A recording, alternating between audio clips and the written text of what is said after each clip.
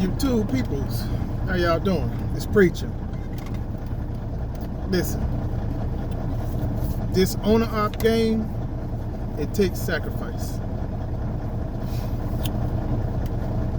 The problem is, a lot of people want to become an owner-op, but they don't want to sacrifice anything. You want to do things, and you're trying to do them the easiest way possible for you. You don't want to make any sacrifices. You don't want to do no research. You don't want to call nobody. You want to spend the least amount of money as possible and get the most for the little bit amount of money that you're trying to spend for this big investment. You don't want to invest your time. You want to take the time that other people has invested to get out there. You're trying to skip steps. You don't want to do the steps, but you want the same thing that somebody else that has been successful want and is doing. But you don't want to go through the sacrifices that they went through to do it. There's no easy way of becoming an owner-op. There isn't. You say, well, I want a new truck so I don't have to worry about breakdowns. Well, new trucks break down too. Well, I don't have to pay for the breakdowns. Yes, but you're still making that payment on that truck while the truck is broken down. You still got to stay inside of the hotel while that truck is broke down. You're still not making no money while that truck is broke down. It's still a sacrifice. Whether you get a new truck, whether you get an old truck. There's no way around the downfalls of being an owner-op. It's going to happen. I don't care what truck you buy. Truck right off the lot. Y'all see it, they didn't broke down. Or you looking at these YouTubers, trucker YouTubers, and you've been watching them for years. You've been watching their videos. And they trying to tell you how to do something for your business, but while their business isn't doing too good. Or they jumping from lease company to lease company to lease company to lease company. But they got the best knowledge for you, huh?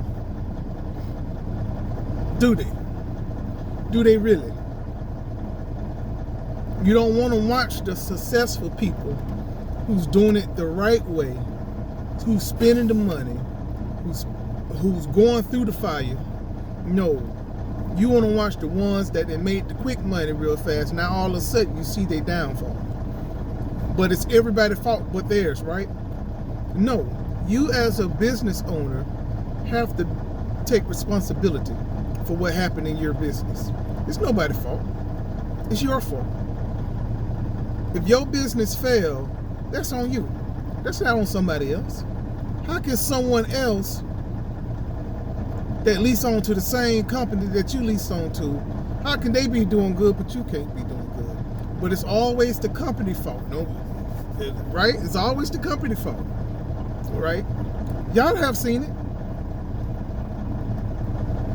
Everybody always ready to bash the company, right? But they never tell you what they did. They never tell you about, okay, how they was late for deliveries or late for pickups, right? They don't tell you about that. They tell you what the company did and how they didn't cut their loads or whatever, but they never tell you what they have done. So you mean to tell me people who's on YouTube and saying the kind of miles that they're getting or the kind of money that they're getting who work for the same company, oh, the company like them, oh, they must be getting paid to say good things about the company. You hear all this and stuff, right? No, it's bad people in every job. You can work at Burger King. You could be doing your job right, but your coworker is playing on their phone, not working hard, so they giving you the hours. But now you brown nosing because you putting in the work, you making the sacrifices, you doing what you supposed to be doing, so that way you can maximize your money. But now you the Uncle Tom, or now, oh you brown nosing. No, I'm taking my job serious. That's what I'm doing. I make the sacrifice so that way I can make this thing work. That's the only way you're gonna make being an owner op work. You have to make sacrifices. You have to do the things that you don't want to do to make your business work. Oh, I don't know nothing about a truck. I don't know this. I don't know that. I'm not gonna worry about this because you know, no, that's what I make money for. I'm just gonna take it to a mechanic. I'm gonna, okay, keep doing that. Keep doing it. I'm not saying you got to be a master mechanic. Everybody's saying that.